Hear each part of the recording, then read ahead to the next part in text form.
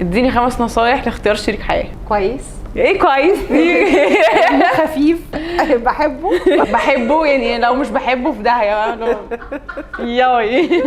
في رابط بيجمعنا بالناس اللي بنحبهم، المشكلة انه بمرور الوقت ممكن يضعف. رباط هدفه يرجع الرابط ده من تاني زي الاول واقوى. حلقة جديدة ورابط جديد.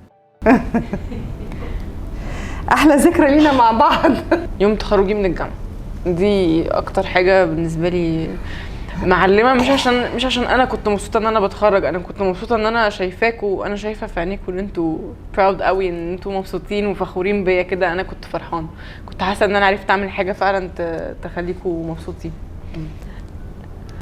لو نقضي يوم كامل مع بعض تحبي نقضيه ازاي؟ نقعد في البيت ننضف نخرج مع بعض ننبسط. نروح فين؟ اي حته انا بنبسط معاكي فيها. امتى اخر مره حسيتي فيها فعلا اني بحبك؟ ده عايز تفكير. اخر مره تعبت فيها. هو في المطلق انا بحس ان انتي بتحبيني قوي، يعني مش اللي هو الحب كده، بتحبيني قوي بتخافي عليا فعلا بكون تعبانه. عشان كده يعني ربنا يدي الواحد الصحه والعافيه، بس انا ببسط لما بتعب عشان خاطر بتبقي مهتميه بيا زياده يعني. ما لما بتعب وانا عندي امتحانات بيبقى فيه اهتمام خاص. اول مره شلتيني فيها حسيتي بايه؟ حسيت ان انا مبسوطه قوي، حاجه كده مش موجوده. حسيت ان انا عايزه ادخلك تاني جوايا.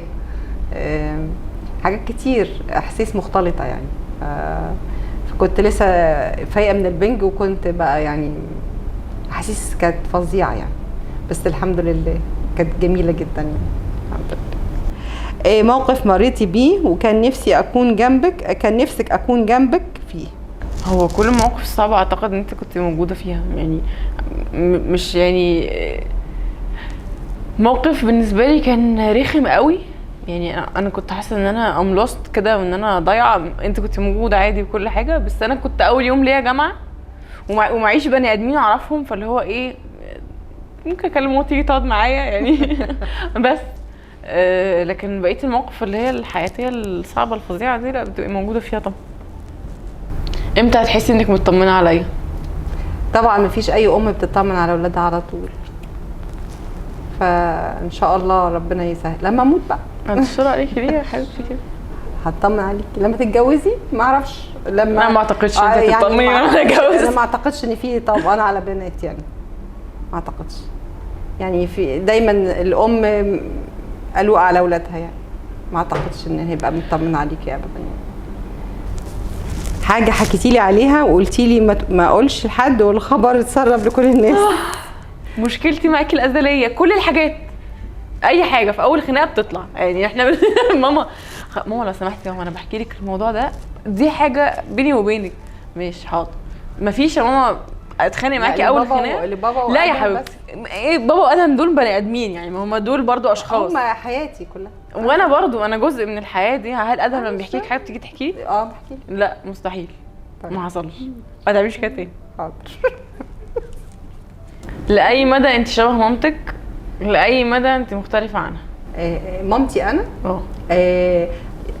يقال ان انا شكل مامتي خالص، وساعات كتير جدا ابقى حاسه ان انا اللي يعني كنت زمان ابقى مش هعجبني الموقف بتاعها، وبعد كده الاقي نفسي انا دلوقتي ان انا صوتها كاني انا اللي بتكلم، هي اللي بتتكلم.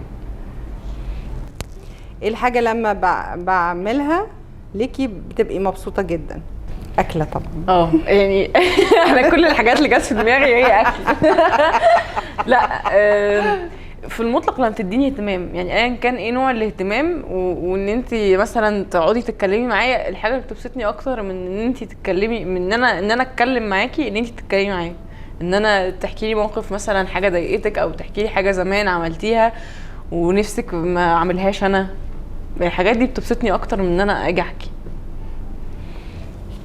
اديني 5 نصايح لاختيار شريك حياه. اتفضل. كويس. ايه كويس؟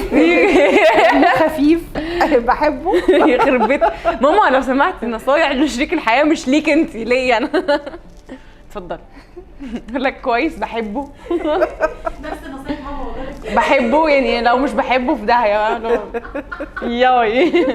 ها لازم اكون بحبه انا اللي اكون مش ليه؟ عشان اتقبله. طب تقبلته. طب ولو مش متقبلاه؟ لا هبقى زعلان. انا عرفت. طيب طبعا يحبك ويبقى كويس ويريحك بس. ماشي اتفضلي. احبه لازم ما احبوش. دي اول حاجه احبه. ماما والله يا بنتي ما احبوش خلاص. سر مخبي عليا. مفيش حاجه ممكن اخبيها عليك يا ماما، مش بعرف. كل حاجه بتخبيها عليا. مش بعرف يعني، يا ريتني انا بعرف يعني. انا ببقى مقرره مثلا الحاجه تحصل انا مش هقول، ببقى مقرره في قرار نفسي ان انا مش قايله، عشان انا عارفه ان ماما شويه وهتقول لي بصي عملتي كذا وبتاع. والله ما فيش، ما بتعديش نص ساعه وبحكي لك، حتى لو الحاجه غلط، حتى لو حاجه مش صح. فانا ما عنديش اسرار. اكتر حاجه بعملها بتفرحك؟ قولي يا ماما نضفي.